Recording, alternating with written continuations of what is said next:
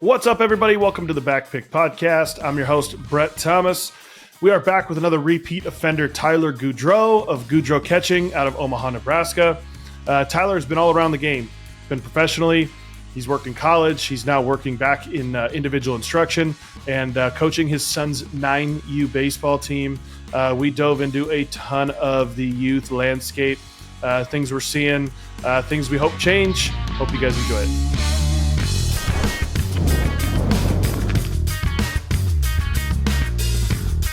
The Backpick Podcast and the Catching Academy are happy to be partnered with All Star Sports, who we think does the best job of taking care of catchers. You can go to their website and use our code CatchingAcademy10 and get 10% off anything site-wide.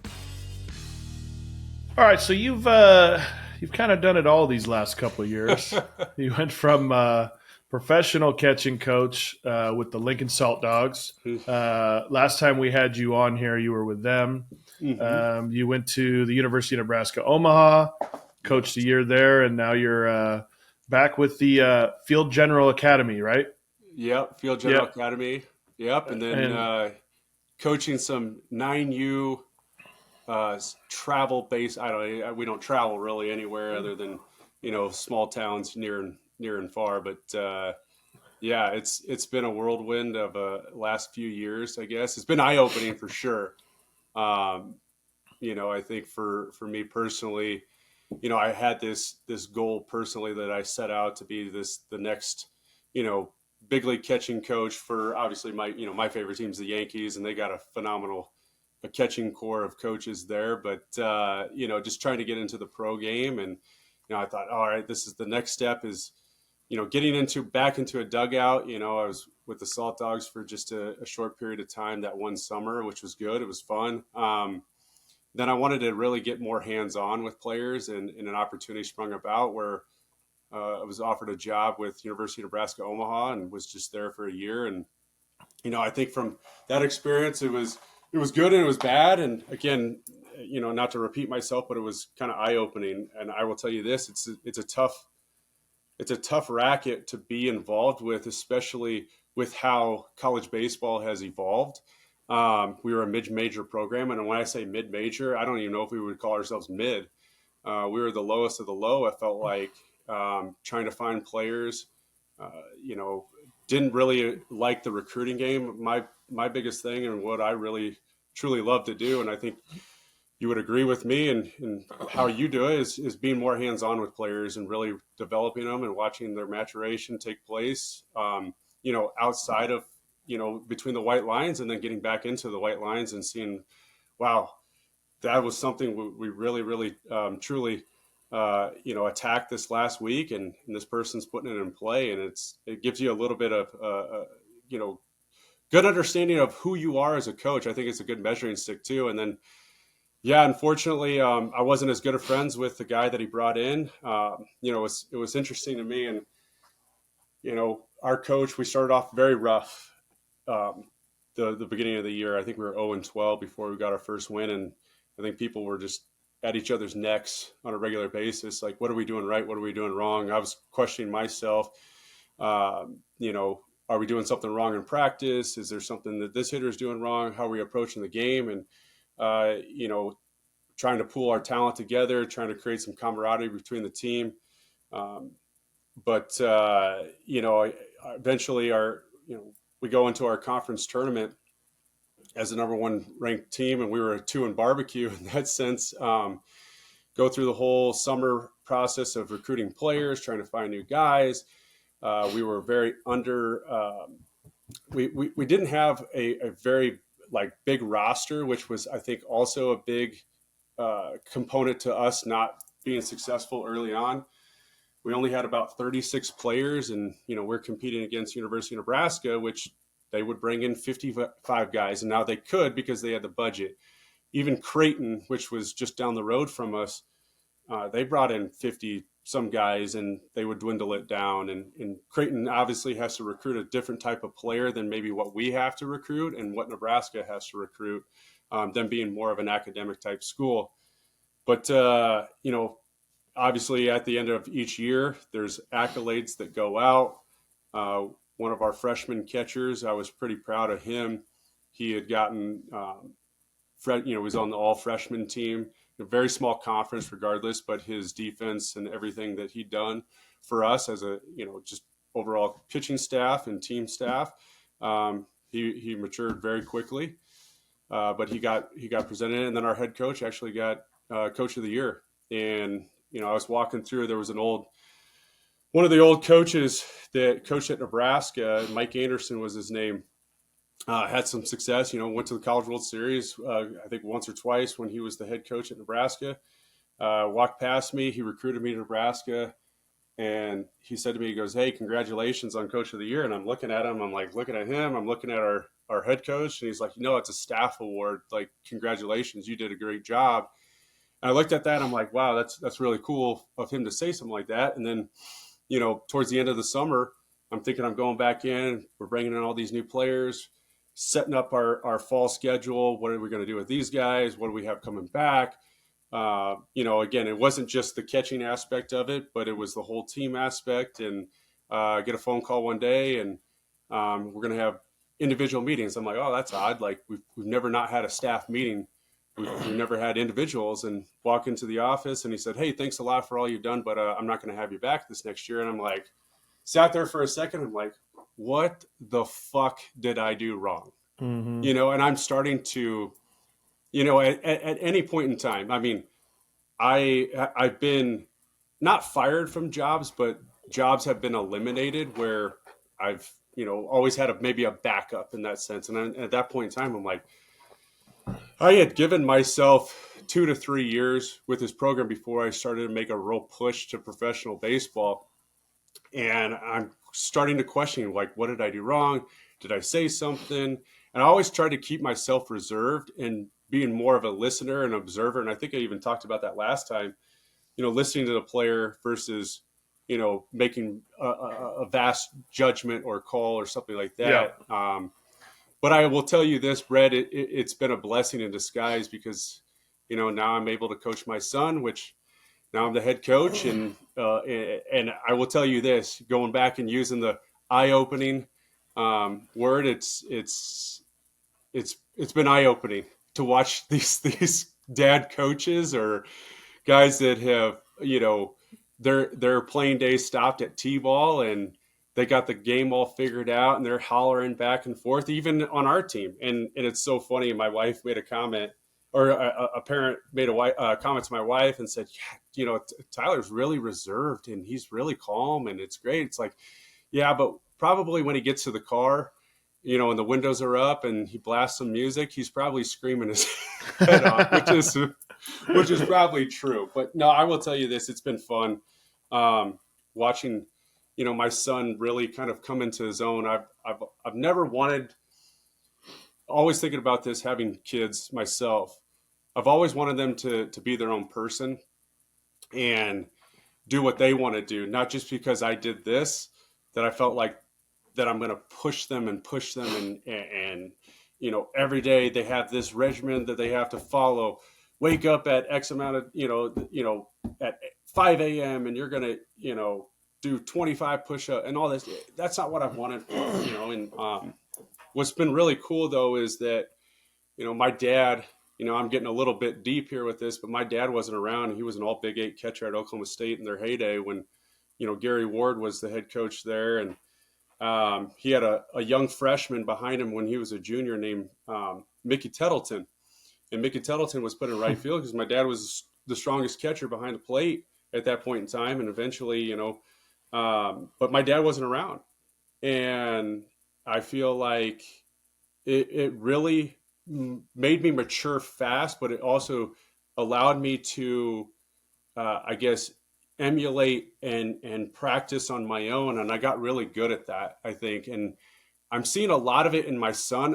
Obviously I'm here, but I'm seeing a lot of it in my son where, he plays MLB The Show and he watches, I have to credit my wife a lot with this when, the whole Swifty, mania started in football. My son wasn't really into sports. It was always kind of what's the flavor of the month, and he wanted to play flag football. So we got him into flag football, and he started to get better at it.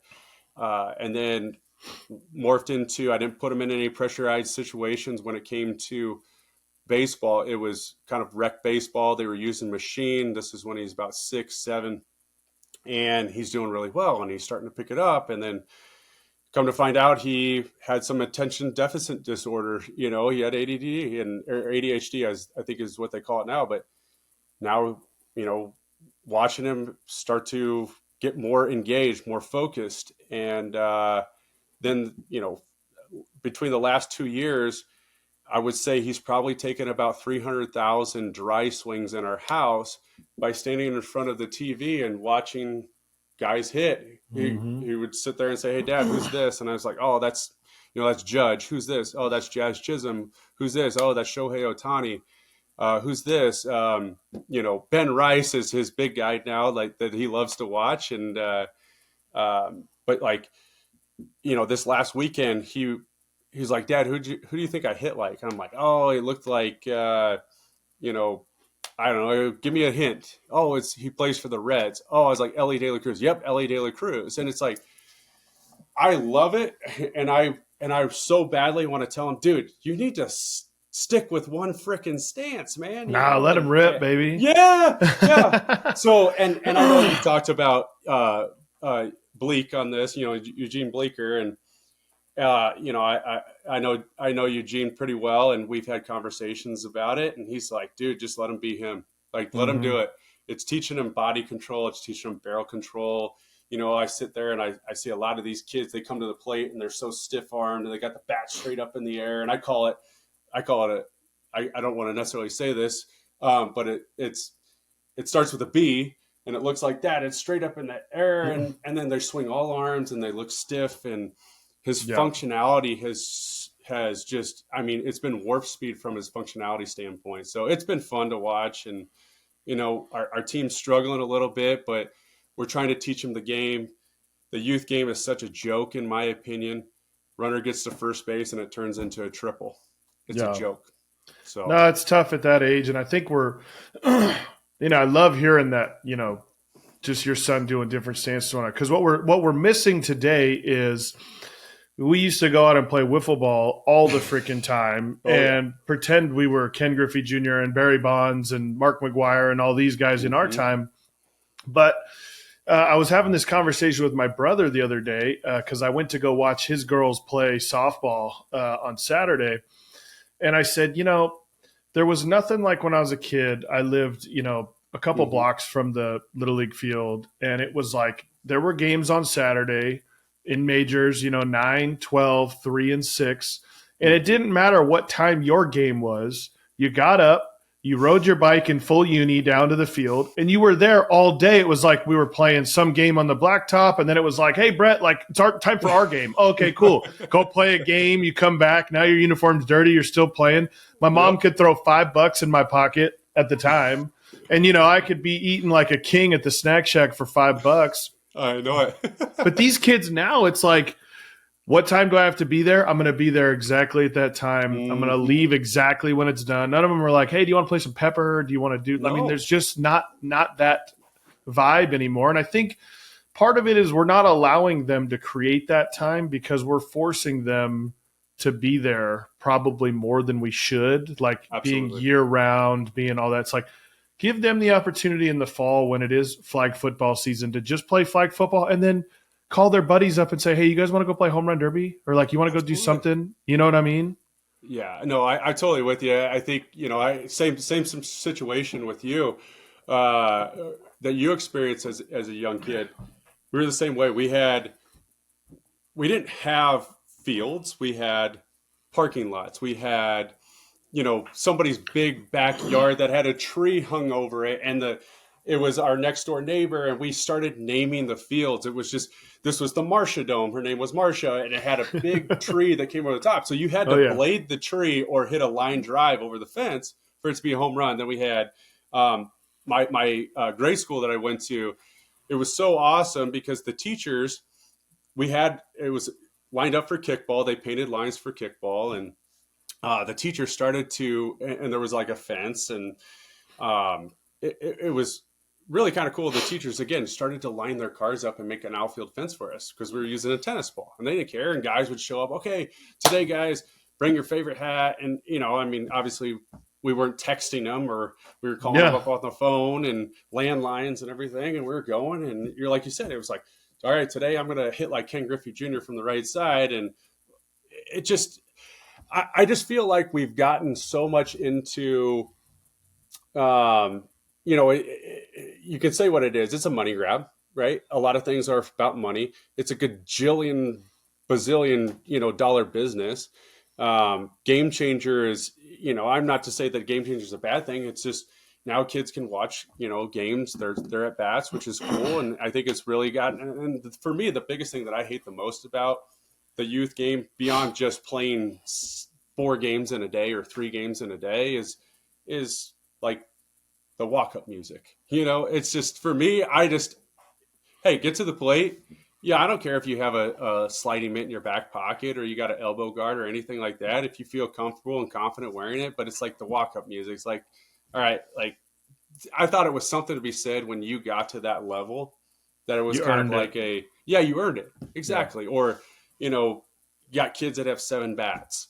You got kids that got, 5 gloves. You got kids that got 3 oven mitts, and like, what do we have? We got scrapes and blisters and stuff like that because we didn't have a lot of that stuff, and we're just playing the game because we loved it. It was fun. There wasn't the gaming systems that we have now. There wasn't the phones that we have today. It was just pure. And I feel like we've gotten away from that because it's all about money, and it's all about competition, or not the right competition, but it's all about the W. And And the thing is like those things, again, like you should aspire to have a walk-up song because you want to do that. And I tell people all the time, man, I have literally have 3 championship rings. They're from college summer baseball. We played in this league in Canada. It was a grind. It was a 50-game season. The playoffs was 3 best-of-5 series to win a championship. It was the toughest fucking summers, and we won 3 in a row. And I got 3 championship rings, and those championship rings represent so much to me. And then some fucking kid, some 9-year-old wins a fucking tournament over a weekend. He's on Instagram with a ring, and I'm like, wait, what? Like, what's happening right now? Like, this is insane to me. And I think, again, the idea of like, it's like when you go to the carnival, it's like you got to actually, knock the fucking milk things down to get the prize, right? No like doubt. it's like, it's not easy. Like, you got to get the ring on the thing. It's not easy, but like nowadays it's like, oh, here's for trying. It's like, no, dude, like, you want the stuffed animal, we got to win the game. And we're at this point of just, and then just the facade of like what these programs are developing. And, it's like, it's funny. I would say 10 years ago when I first started doing this, I was like, dude, dads need to stop coaching and get into, real stuff. And then all of a sudden, the travel industry, these guys would run these programs, and maybe that guy who runs it is a good coach, and he had a good team, and then he'd be like, well, what if we had 5 teams? And then all of a sudden, he needs people to coach, so who does he go to? Dads. Right. So then now we're in a travel program with dads coaching, and then it's like, oh, it costs $1,000 a month for our fall program, and it's because we're doing we have 2.5 hour practices, and that costs money and that's time. And I'm like, what the fuck is a 10-year-old learning in a team practice for 2.5 hours? Like, nothing. And so it's all of this stuff that just is a way to create the, we're creating value for your money. Absolutely. And I think you hit the nail on the head with what you just said. I mean, I look at it this way, and this is kind of like why I feel like, my departure from UNO was, like I said, it was a humongous blessing. I was all about this, the development. And I think, like, I've heard this said before, and I'll say this again too, but I feel like player development itself has gotten to become a buzzword. Are we really focused on the development? I always tell our kids after the game, we're not, again, we're learning the game. They're 9. They're not major leaguers. Okay. They're going to make mistakes. They're going to throw the ball to the wrong base. They're going to misread fly balls. They're going to misread ground balls. They're going to strike out. And I tell them all the time, guys, like, hey, is it going to do me justice if I keep them after a game, after we just lost by, let's say, a run, which happened yesterday? Is it going to do me justice by telling them for 25 minutes about everything that they did wrong?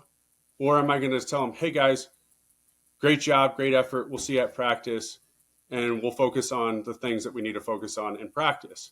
And I see every single day, after games, I'll see teams sitting there for 25 minutes, and I think to myself, when I was 9, am I really going to listen to this guy who's going to tell me what I did wrong? And all it's going to do is just going to continuously beat down my confidence on a regular basis. And then it's going to force me not to want to play this game.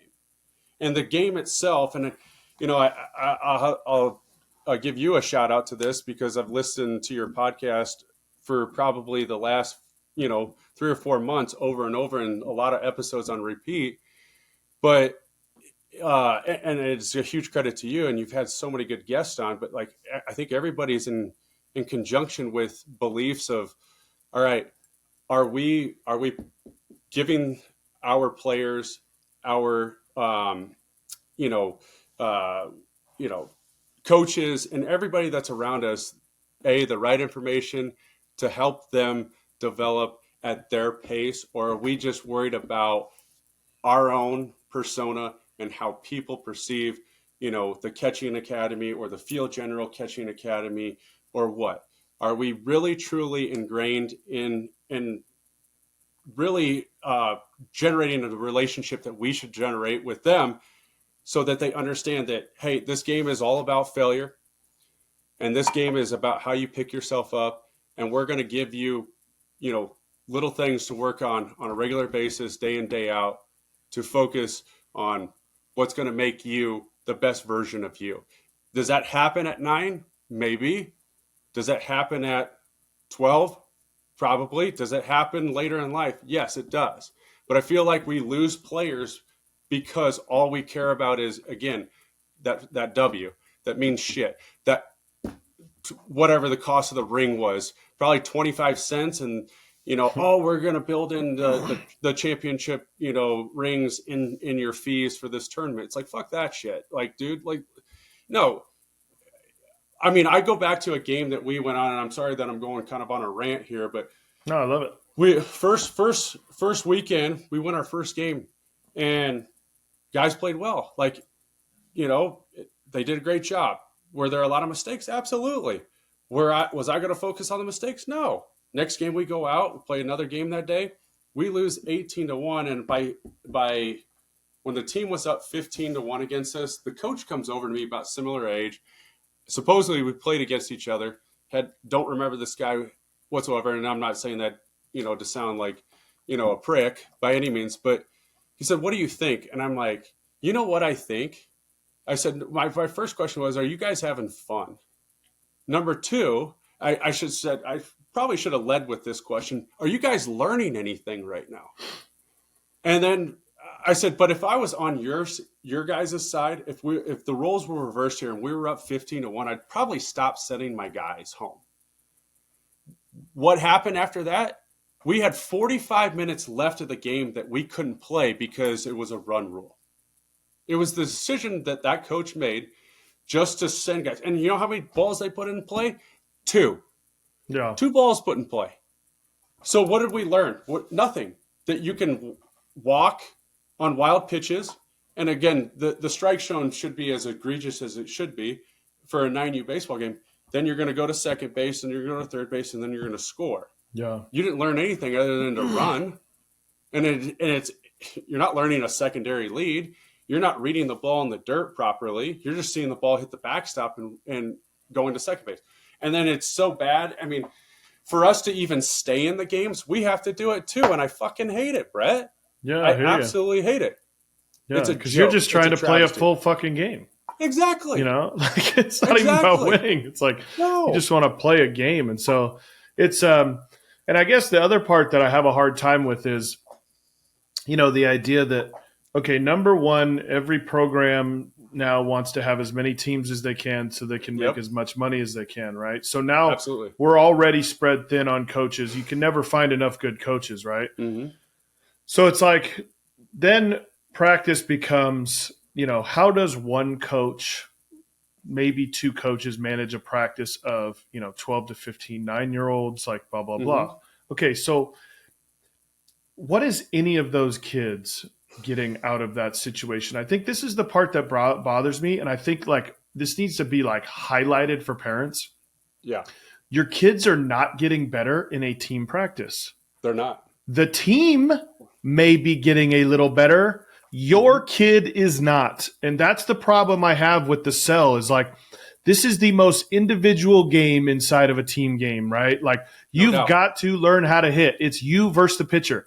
You're catching. It's you versus the ball. Like the ball gets hit to you at shortstop. It's you versus the ball. And we're sitting here running team practices with first and thirds and cuts and relays and whatever. It's like, that's great. We do want them to know the game. But at the end of the day, they need to get thousands of fucking swings, like Absolutely. thousands and thousands, 1,000%. right? And it's like, oh yeah. And it's like, and I say this, and I feel like any, travel coach that would hear me say this would say, well, yeah, of course you would say that. That's what you do. You do individual training. You do group trainings. That's what you do. Well, the reason I fucking do it is because that's what these kids fucking need. Yes. So absolutely. it's like, it's one of these things where it's just like, man, like we're trying to provide. I did coach. I coached at all levels. I was there. And you know why I left?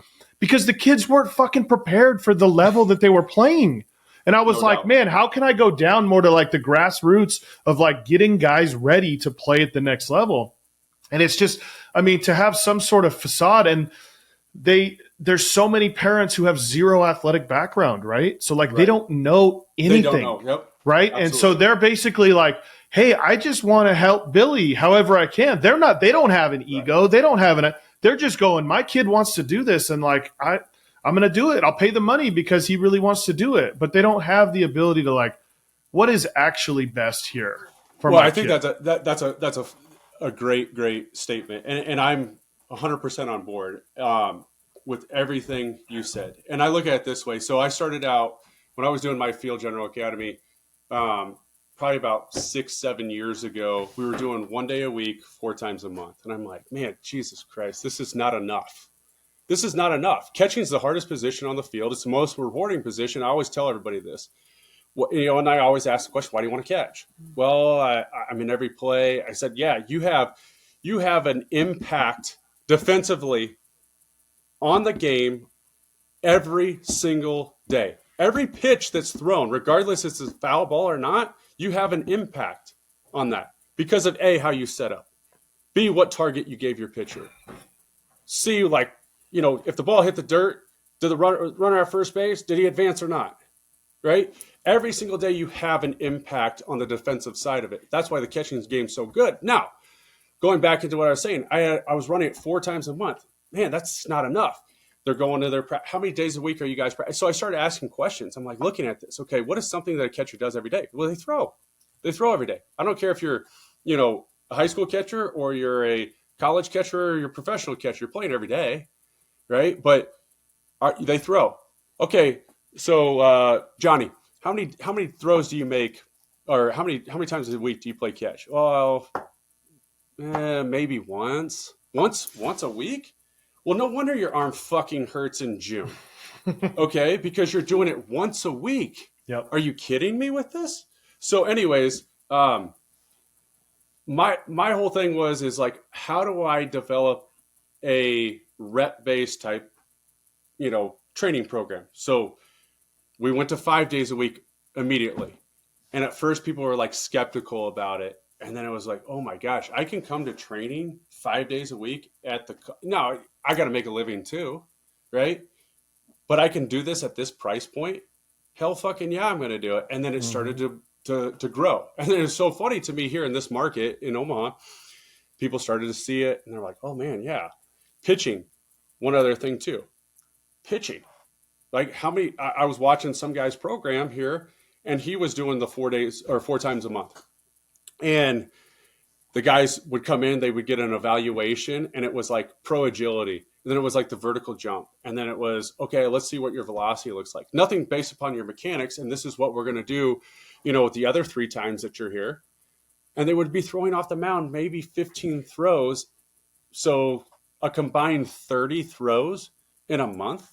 That's not enough. Mm-mm. How is a person supposed to build arm strength if all they're doing is throwing off a mound, or doing some plyo ball drills and things like that? So I had to adjust what I was doing, and I 1000% agree. I always tell our guys, yeah, we have team practice, and it's to maybe learn some of the fundamentals, but we do heavy rep ground balls. We hit for an hour, and it's constant hitting, and it's not a lot of instruction, which it shouldn't be. They should Mm-mm. be getting in there and competing against the baseball, right? Or me. I think it's, that's the way it should be. Um, so that's just my theory on it is that. And our job is to prepare them for that next step. So when they get in the game, they're physically ready to go. Yes, they're going to learn the game, the little nuances of it, where to go with the ball, the baseball IQ. Obviously, it's gone way down. Um, but I look at it from the standpoint of, all right, well, in order for my players to succeed, they need to be able to learn how to catch a breaking ball. They need to learn how to block a breaking ball. They need to learn how to pick fastballs. They need to learn how to get their feet in best position to make throw. And there's a lot of variability that goes into it. But again, I just go back to, again, it's all about that W. We're playing too many games in one fucking day. We don't have enough pitching because their teams are max 14 players on a team. Our team has 12. We have a kid that has a broken foot. I'm okay with playing one game a day. I'm fine with it. Yeah. Would I like, some of the kids to get more at bats? Absolutely. But we're not going to get 3 at bats in a game when all we're doing is running to first base on a walk, running to second base because of a pass ball, and and onto third base and then scoring because the score is 18-14. It's And just, everything has to be a tournament. That's the other thing. It's like yeah. now everything has to be a tournament because of everybody's, no business in terms of Yeah. like the travel thing. Like they don't want to even play other teams in the area, just local games, because they're afraid if that team kicks my team's ass, well, then maybe my kids are going to want to leave and go play in that team. So now you got this when it's like, dude, there's so many good teams out here. Like you guys should just be playing each other. It shouldn't have to be based on a tournament and managing pitching, whatever. It should just be like a fall game. You got a script up there. Here's the lineup. Here's who's pitching these innings and whatever. But everything is a tournament, so you can't. I got a buddy. And he played in college, so it's like, and he was telling me about this program that was going to charge him a ton of money for this fall deal, and there was going to be like high school kids coaching the team and all this kind of stuff, right? And I'm like, hey, I wasn't for the dad coaching previously. I'm like, but you could start your own team.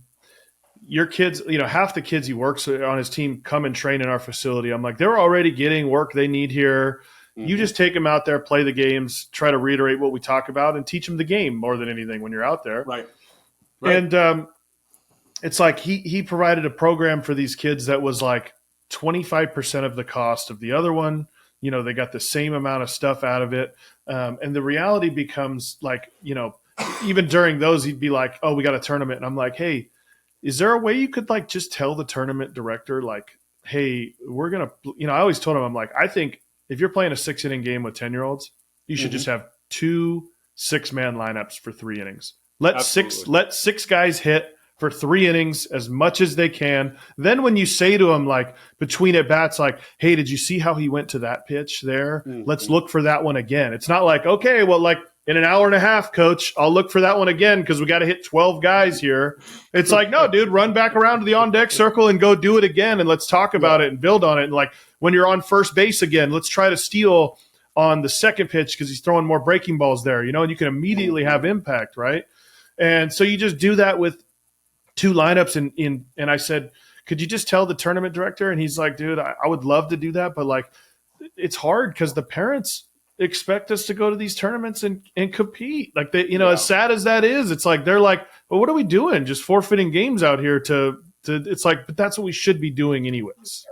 I heard something not too long ago, or I read it somewhere. It came about is when Gabe Kapler was the director of player development for I think he was with the Dodgers, and it was really kind of unique and different. And I think I don't know Gabe, but he's a little bit off the cuff, I think, from time to time. And He's got a very, unique mind when it comes to developing players. And I think you look at the success that was created with the Dodgers organization and how well they've done. And, then he went to become the manager of the Phillies. But anyways, back to the whole point was when he was the director of player development, I read this article where during their instructional league, they would only have like 7 players in the lineup or something like that.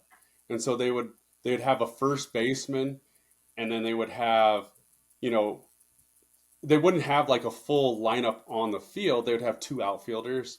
They would have like, I don't know, a left side of the infield, but the first baseman was the only person on the right side of the field. And what this was just create A, more action, B, get more at bats for some of these guys. And people are like, what in the fuck is going on here? And I'm thinking to myself, like, all right, how often does the ball get hit to the outfield at a 9U game? And, there's some times that it does, but we almost were in a position where we had, I think, 8 players, or maybe it was even 7 players. We have a couple kids that are playing soccer, it is what it is. It's fine. Do I disagree with it at times? Yes, absolutely. But whatever. But one of the dads came up to me who helps me out, and he said, oh my gosh, I think we need to find another player for this tournament. I'm like, no, we don't. He goes, why? And I said, I'd rather play with 7, or I'd rather play with 8 players. Yeah. Number one, they're going to get more at bats. Number two, think about how the guys, again, go back to my whole statement about scoring runs. It's a walk, and then it's a fucking merry-go-round at that point in time. But I really thought to myself, like, how should we implement this in our practice? And before our season started,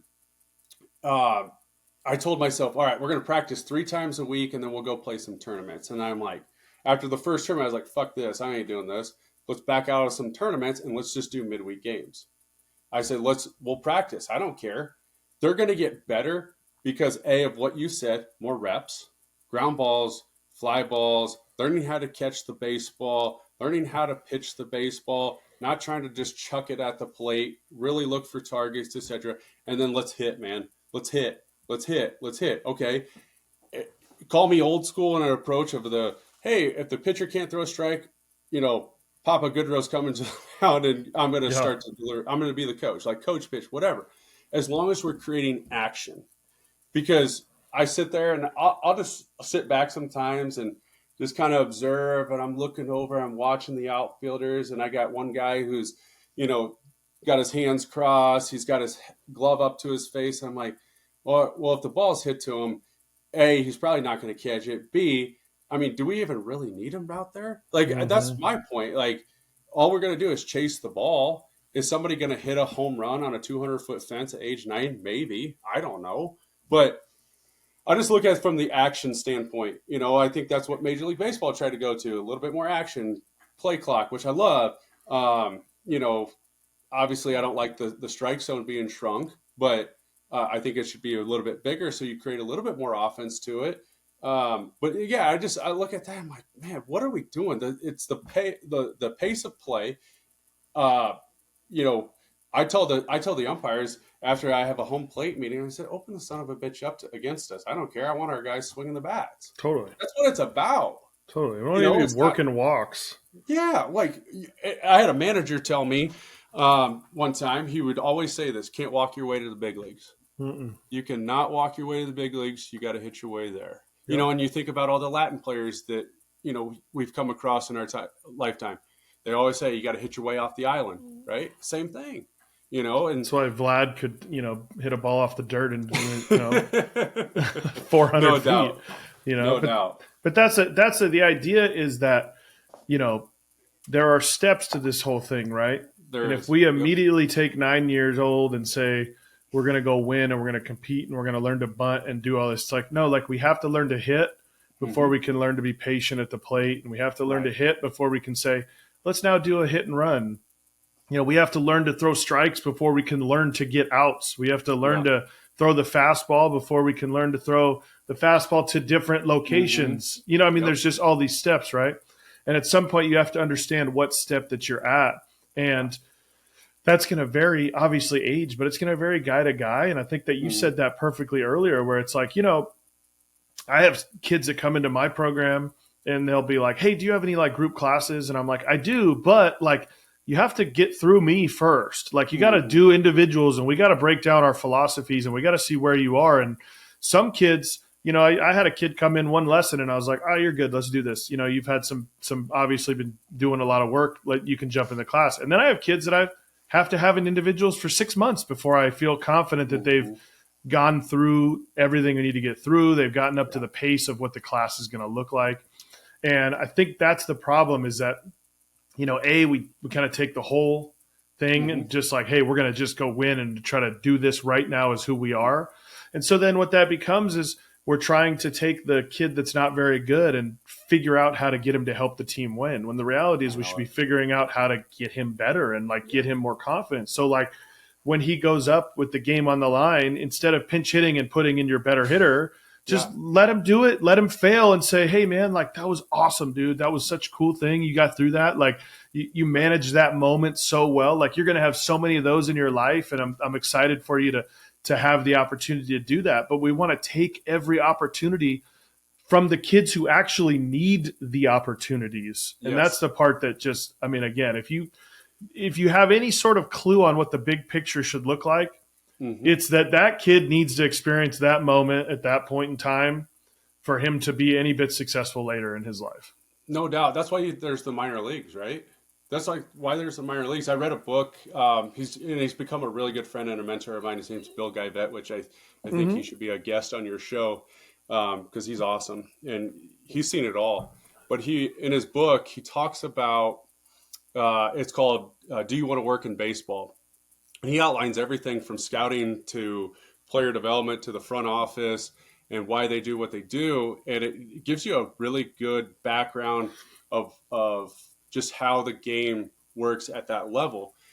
And I remember an excerpt from his book, and I might butcher this a little bit, so I apologize to Bill, of course, but he was the farm director, I think, for either the um, I think it was the Dodgers because Shane Victorino. It was about Shane Victorino, and he talked about or there was an incident that took place where they were in the playoffs. Their minor league team was in the playoffs, and they needed to like bunt in this situation, or was it called for a sacrifice bunt?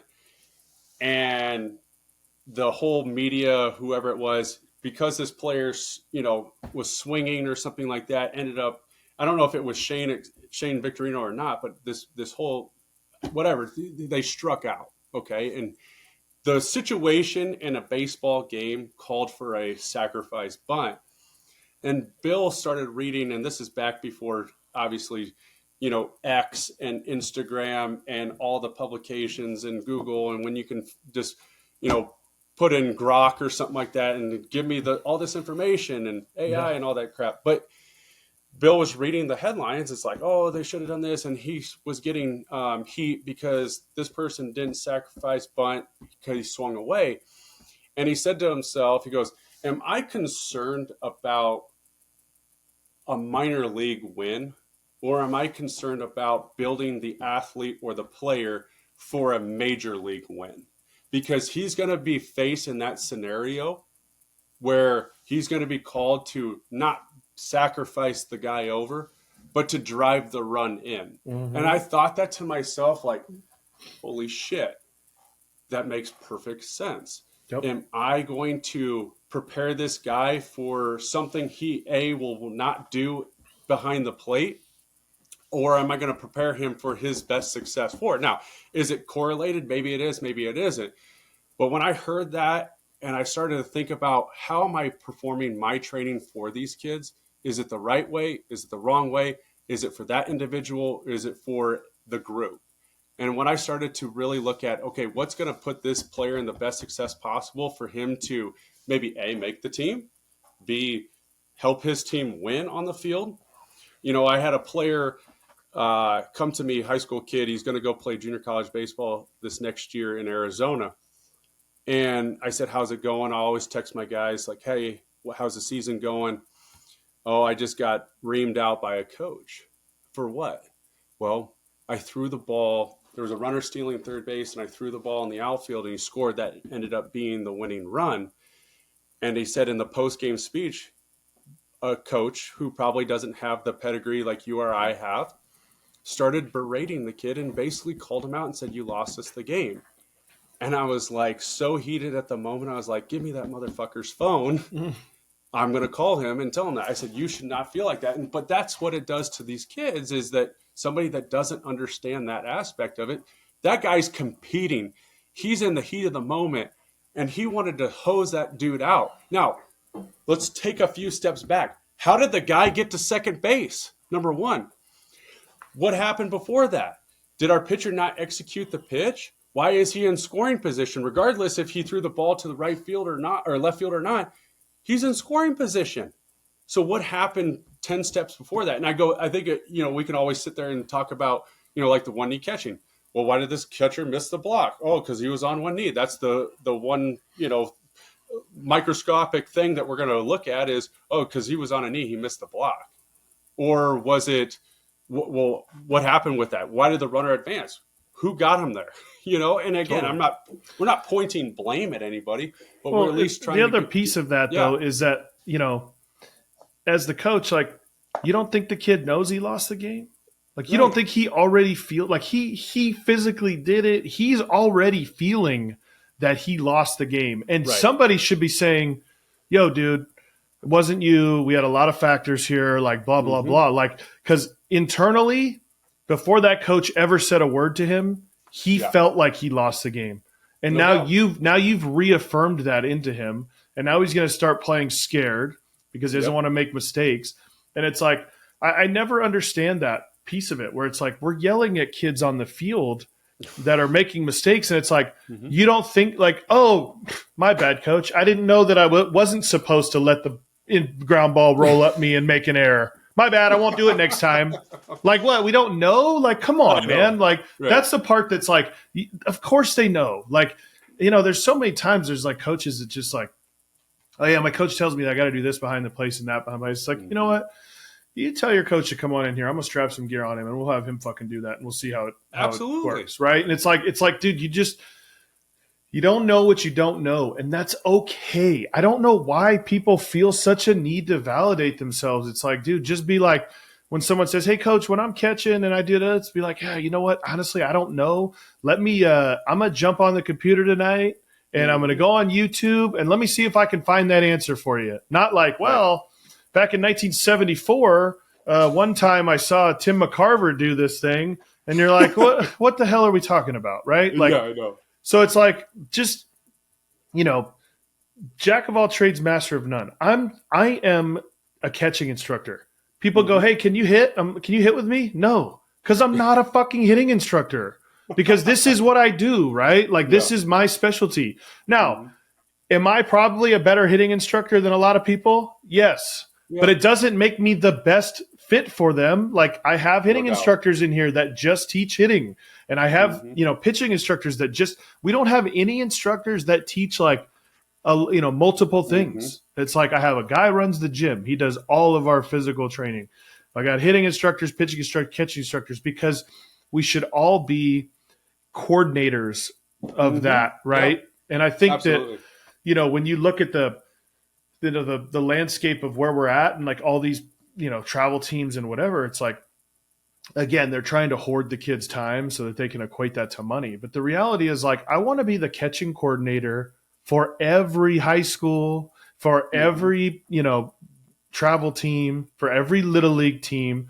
I want to be your catching coordinator, because guess what? I know more than you guys about catching. I'm not trying to be, that's not anything other than like, this is what I do for a living. Just like if I got in a car accident and you're a lawyer, I wouldn't be like, "Hey, I think I can handle this myself. I think I know all the rules here of how to deal with this," right? Like it's like, this is what I do for a living, right? Literally for the last 10 years, I've watched kids develop in catching and learned and grown with them. That it's like, it blows my mind that people can think that, they have any sort of better idea of how it works. Well, people are lazy, and I think coaches are lazy.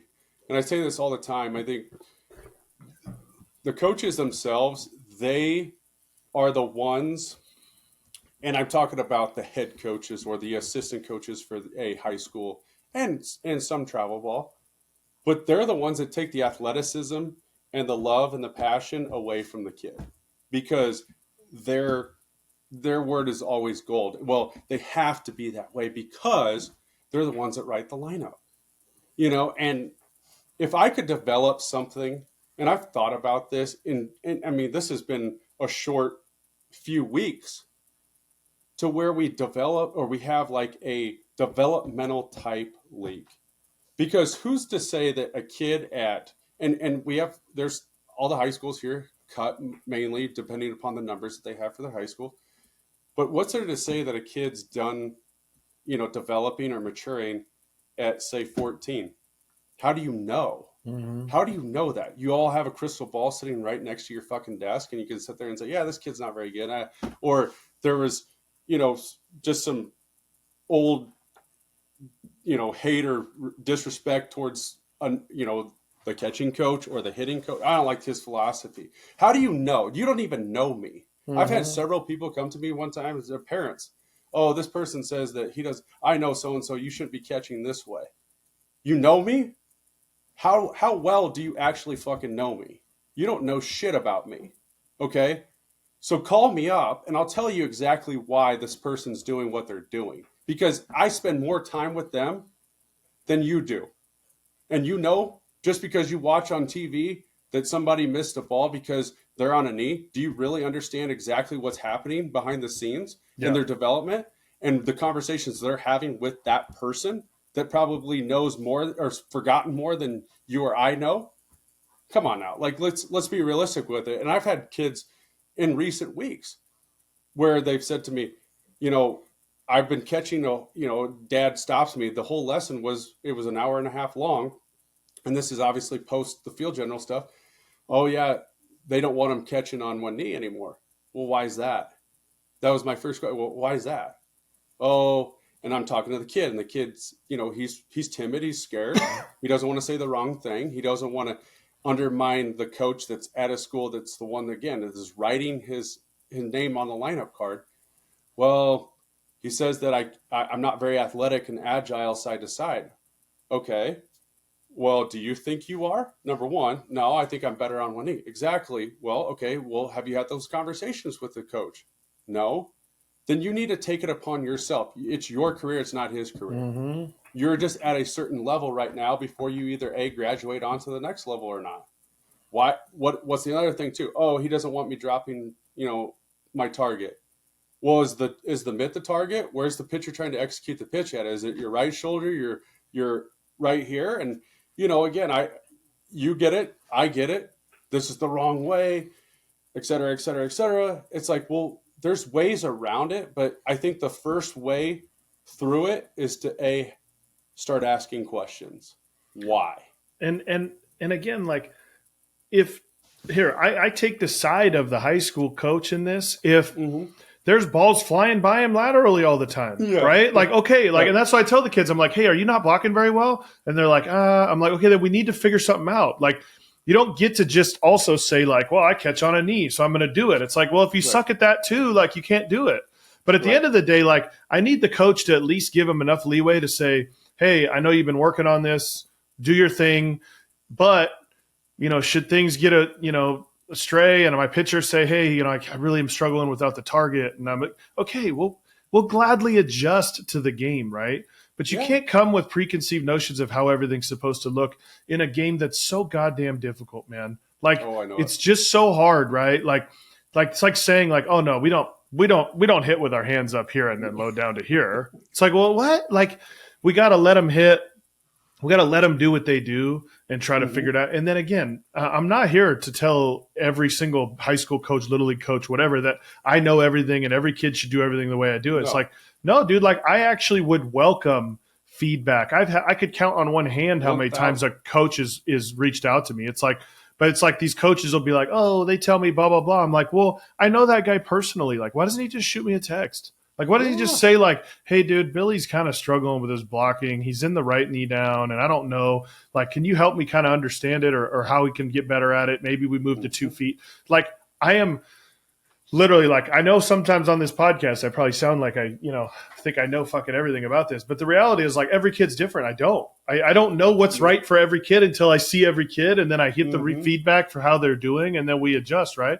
But all my kids are different, and it's funny because the online, you get the comments for all the videos and like, oh, one knee down, da da da, like, oh, this guy, he teaches everybody. I'm like, dude, I would tell you that at least 50% of my high school catchers use 2 feet with runners on base still because they just aren't 100% comfortable with the knee down thing yet.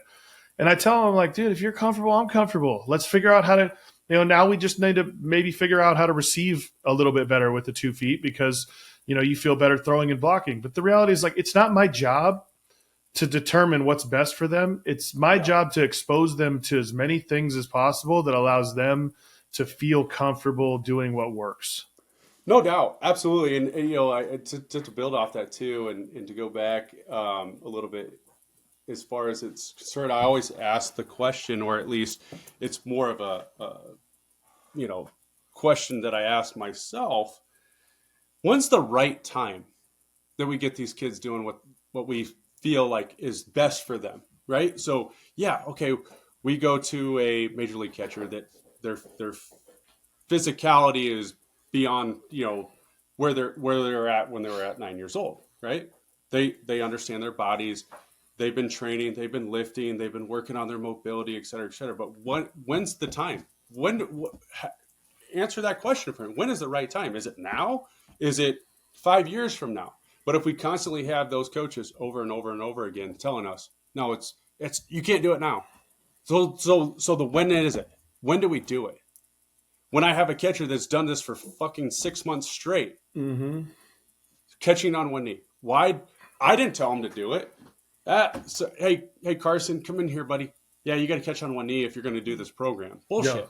Do what you want. Do what you want. But I'm going to try to do what's going to make you, number one, help you make your team. Number two, I'm going to keep you in the lineup or help you keep yourself in the lineup. We just have to find what's right. On a regular basis, what we would film guys. First day in, film them. What do they look like? How do they move? If we just put the iPad up, I was like, all right, this station here, guys, I want you bouncing around, doing a couple different things. Okay, let's get your body movement. Let's see how you block. Let's see how you block on 2 feet, one knee, right, left knee down. Let's see how you throw. And then from there, we can sit back, and it takes a lot of time. Don't get me wrong, and you know this. It takes a lot of time, and you're sitting there and like, okay, this guy just doesn't move very well to his right based upon his stance, his setup. Then we'll get overhead shots. What does this look like? How is his feet set up? What does his angles look like? And so it's a lot of different things. And I think, that's what makes the catching position just, so unique and so different, is because every day's a new day. Every pitch is a new pitch. You're not going to catch the same pitch twice. The pitcher's not going to throw the same pitch in the same location twice. And so just for us personally, I just go back, what is the right time for us and for these kids to do it? My son's on a knee. He catches every once in a while for me. Like, he wants to catch. Okay, why are you on a knee? Should always be younger. Should always be on a knee. So it was funny, though. Let me say this real quick, not to interrupt you. I had an umpire come over to me. It was so funny. So my son's on a knee. He's left knee down. He would put his target up here, and then he would drop the glove. He would do a pre-pitch, right? Why? Because he watches baseball. Yeah. He's emulating catchers. The umpire comes over to me, and he says, hey, coach. A 70-year-old guy, nice guy, loved him, good guy. Umpiring from behind the mound because he said he couldn't squat down and all this stuff, but whatever. He said, hey, your catcher, he's got to have that glove target up. Your pitcher's he's not throwing strikes. And I said, with all due respect, sir, I appreciate the feedback. Number one, that's my son back there. Number two, I've kind of instructed him to do that. And he goes, oh, well, I think he needs to have his glove target up. And I said, sir, the balls are going over his head, and they're not even catchable strikes. So wouldn't you think that it would be better for him to have his glove where it's at right now so the pitcher can think down? And so I asked the pitcher, again, these kids don't know much, right? They're young, they're learning. Hey, Ryan, where do you see the glove at? Down. Try to focus there. Change your eyesight, man. You're just a little early. Try to throw it in the dirt. I don't care. And things got better for him. It's just but on our everyday basis, I think sometimes we we I say the outside people, they look at it, they say it's, is it the right thing? No, because they didn't do it. And we're such in a different era right now where I think it's more exploration than it is, actually, telling them this is what we need to do. This is how you have to do it.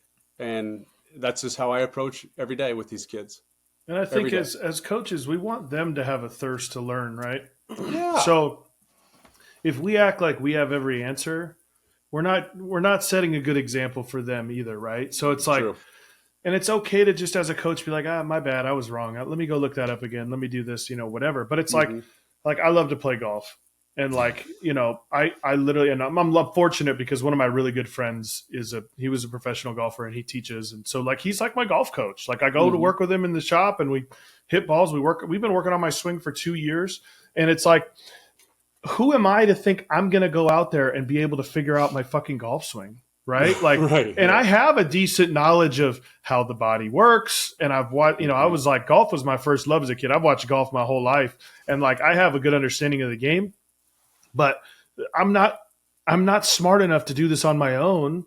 I want to take it to the next level and be better and be more competitive. It's like I'm going to somebody who's a professional, who's done it at that level and is going to give me the best chance. And I'm 39 years old, right? So it's like to act like you're a dad who's has a day job that's not related to athletics whatsoever, but you played in high school. It's like, dude, come on. Like we're now at a point of just at least look for the answers and don't act like you have them all. And I think that's the part that bugs me is just like, dude, and again, I'm here, I'm easily reachable. Like you're welcome to come in. You're welcome to come watch me work with your catcher and hear what I'm saying, Yeah, well, I think for they're sure. Scared. And again, it goes back to the idea of first of all, we have some incredible people that are volunteering their time to coach. So with a grain of salt, all this kind of bitching we're doing when it comes to Little League and stuff like that, we did a Little League training I've been trying to do Little League trainings all the time because I just want to train Little League coaches trainings, not the kids. I want to train the coaches. And we did one this year and I was so pleasantly surprised with the response and how much the guys were into it and learned and were pumped. I was so freaking fired up. Shout out to Bollinger Canyon, the league. But it's like those volunteers are awesome. But when you have the people where there's money involved, right? Oh, yeah. They have to validate themselves to make sure the parents know that they're spending their money in the right place. And that's the part that's difficult, right? Is and I sympathize with the travel coaches trying to make a living and that's all good. But the reality is you have to give a product that's worthy of that. And, no parent should think less of you because you go, you know what, I'm really not sure about the catching thing. Let me call a guy and let me see what we can do and, whatever. And we have great relationships with a lot of people that hey, my coach told me to come out, told us about you, to come work with you. Oh, yeah. There's some coaches that take full advantage of what we do here. Go down there. They got a hitting guy, catching guy, pitching guy, whatever you need, just go there and do it. And so we're fortunate in that way that some people, and again, as much as we bitch, I do want to reiterate, there's so many great volunteers out there that continue to help the game and stuff. We're most of the time we do this, we are probably talking about the minority. But the reality becomes I just need people to understand that it's about the kids. It is strictly about the kids and it's about every single kid on your team. Right. It's not about the best 3 players on your team and how do we get them in the best positions to help us win this game.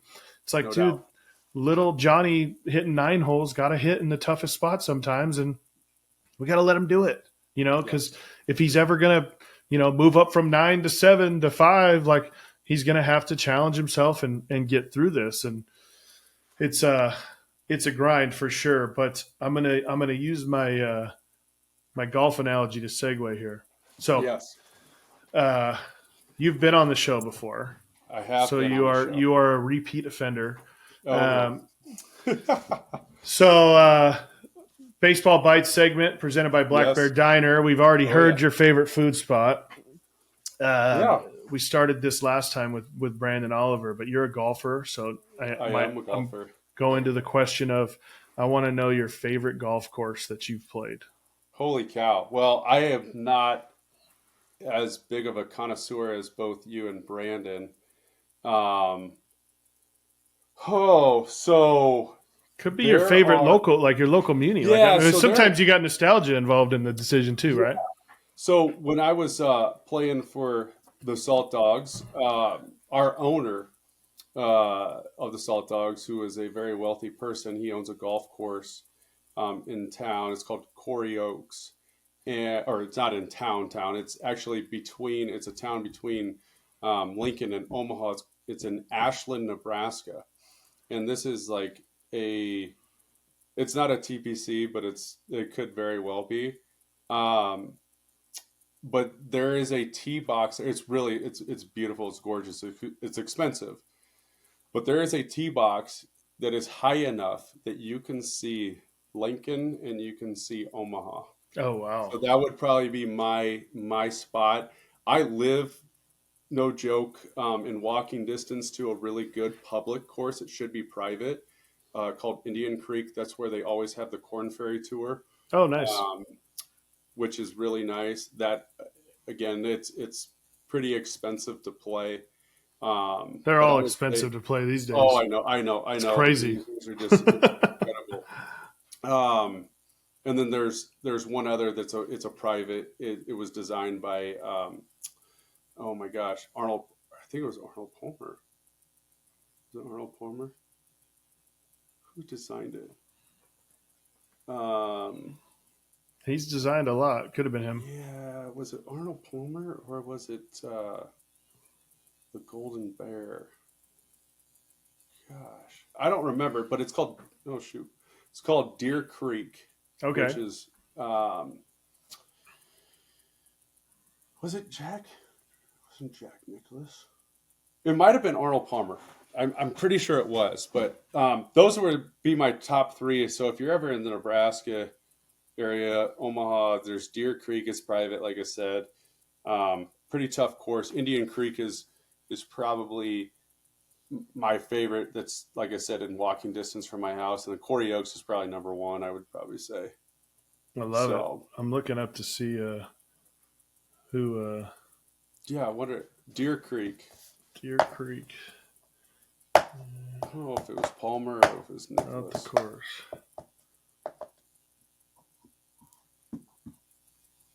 I don't know. I'm not going to find it, but anyways, I'm excited to come see you now, and you got a nice little Yeah. three rounds for me there that Let's go. I'm ready to. You're always welcome, man. I really enjoyed when you came out for that camp. Was that 2022? I think it was. Yeah. I thought you did awesome, and I know the guys loved having you. And We had a blast. I had a blast with that too because I don't get to, I don't coach teams. mhm. So like for me, like bringing I think we brought like 12 guys or something. I Oh, rented know. I rented You a guys big made the ass. camp. I rented a big ass van, and we're like all in the hotel and hanging out. And I'm like, damn, it's like miss like coaching kids and being on the road and having fun. If I could have done that over again, Brett, I would have had it 3 days as opposed to 2 days because the first day was long as heck. Yeah. And then we had the we kind of got crashed by that one a group that took us away, and we had Turtle screaming from one end of the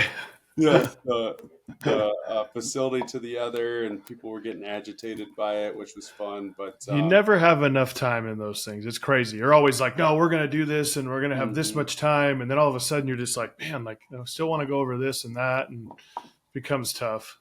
yeah, it was a good summer though, for sure. It was a good time. Good time. Well, I appreciate you coming on again, man. That was cool. I know we always talk a lot of catching on the show, but I do think that a lot of perspective on the youth game and what these kids need, giving the parents and coaches some perspective is great too. Absolutely. And one thing I'll say and reiterate what you said. We appreciate the volunteers of the game, and we're not experts in everything. We don't come off that way. We're just trying to help kids, develop, learn, and continue loving the game that you and I grew up loving. Absolutely. Absolutely. All right, brother. Have a great year. We'll talk soon. Great to see you, buddy. You too. If you enjoyed that, be sure to like and subscribe.